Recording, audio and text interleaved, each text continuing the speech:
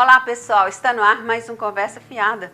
Hoje eu converso com o diretor administrativo do Grupo Banzé, Marcos Arruda. Nós vamos saber com ele um pouco da história do Banzé e das suas realizações. Essa banda que representa Montes Claros, Minas e até mesmo o Brasil em apresentações dentro e fora do país e nos enchendo sempre de muito orgulho. Marcos, é um prazer te receber aqui e eu queria, aproveitando a oportunidade, saber de você notícias da nossa grande dama da cultura, Dona Zezé. Você já está passando bem? Como é que ela está? Obrigado. Olá. Primeiro agradeço pelo convite. Para o Banzé é uma grande honra estar aqui no seu programa, esse programa mineiríssimo, né? Assim como o nosso grupo. Dona Zezé está muito bem, né? Ela, há algum tempo ela se afastou das atividades do grupo, porque chega um momento em que ela precisa se cuidar mesmo, né? Trabalhou muito por esse Banzé, trabalhou muito para levar o nome do Banzé do Brasil para fora e conseguiu fazer isso com muito êxito. Mas ela está bem sim. Só não está tão ativa nas atividades, mas está sempre acompanhando tudo.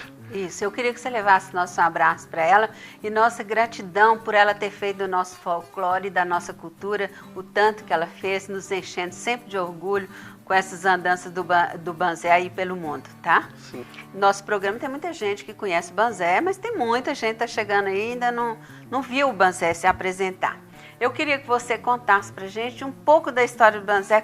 O Banzé nasceu numa época em que tudo estava voltado para a cultura internacional, né? Era um momento de exaltação a Elvis, a Beatles e a Zezé, que era professora de folclore e história da música no Conservatório de Música, no Conservatório Lourenço Fernandes. Ela decidiu dar um formato lúdico para as aulas de música. Ela precisava ilustrar as aulas delas de alguma forma. Então ela decidiu criar um grupo que era a Bandinha da Zezé. Iniciou como Bandinha da Zezé, que era para exaltar o folclore, inicialmente com ênfase no folclore mineiro, no norte mineiro. E depois passou a fazer pesquisas no Brasil inteiro e o Banzé cresceu. Mas ele nasceu como uma bandinha, né? Inclusive o nome Banzé, ele vem Bandinha da Zezé. A abreviação foi por sugestão de um dos integrantes, o Ricão na época, que sugeriu que fosse Banzé. Então virou o Grupo Folclórico Banzé. Tá. Bom, o Banzé nasceu no conservatório, né? Que é um berço de ouro, diga-se de passagem, né?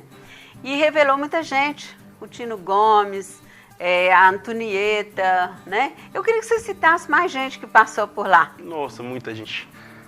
Tino talvez tenha sido uma das grandes revelações mesmo. Eu me lembro que tem um vídeo de Zezé falando uma apresentação em Uberaba há muitos anos atrás. Ele tinha acabado de gravar o primeiro CD. Nesse vídeo, Zezé fala assim: esse aqui é o Tino, acabou de gravar um CD, vocês ainda vão ouvir muito falar dele. E realmente.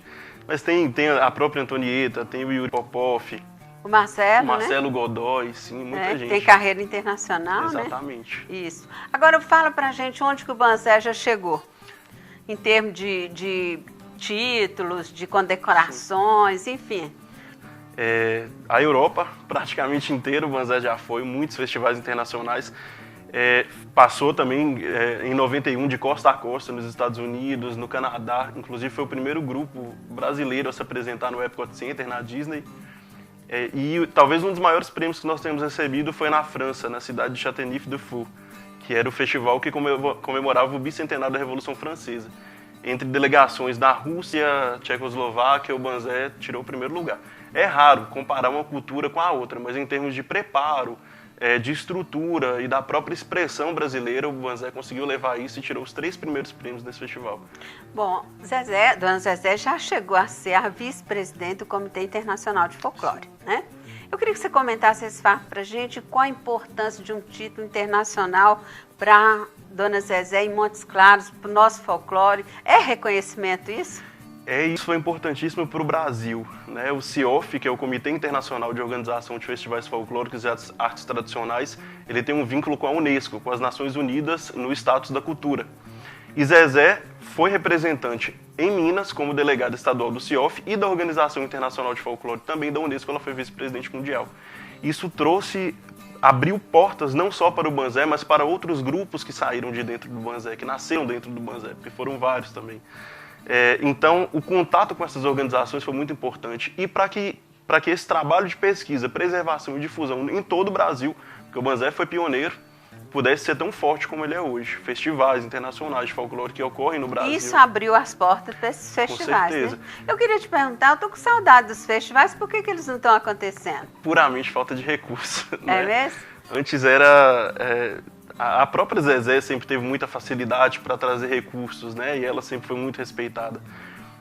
E hoje existem políticas de fomento e incentivo à cultura que elas são um pouco mais burocráticas e são um pouco contraditórias, porque ao mesmo tempo que a proposta delas é que seja descentralizado o acesso, para que seja democratizado, para que saia das capitais, a gente ainda vê que a maior parte desses recursos estão em capitais.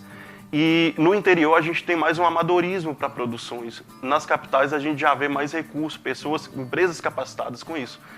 Então talvez um fato muito marcante para que no interior não hajam tantas boas propostas, tantos bons projetos ou projetos mais reconhecidos como nas capitais, talvez seja isso. Mas o nosso festival ele é muito bem conhecido no Brasil e no mundo inteiro. Ele já foi considerado um dos maiores da América do Sul. Então, há alguns anos a gente já não consegue mais captar tantos recursos, as empresas já não estão mais abertas como antes. E isso é uma pena, porque empresas grandes sempre apoiaram o Banzé. E hoje, mesmo através de aprovação no Ministério da Cultura, nós tivemos aprovações nos últimos festivais, inclusive o último em 2012, que foi realizado, foi feito com muita dificuldade, mas conseguimos. A Jaqueline estava à frente do Banzé na época, e ela conseguiu trazer recursos. Foi magnífico o que nós conseguimos fazer com pouco dinheiro. E qual a previsão que você tem para o próximo? Ano que vem, ano que se vem? Deus quiser. Então não saia daí, nós voltamos já já e nós estamos falando sobre o Banzé.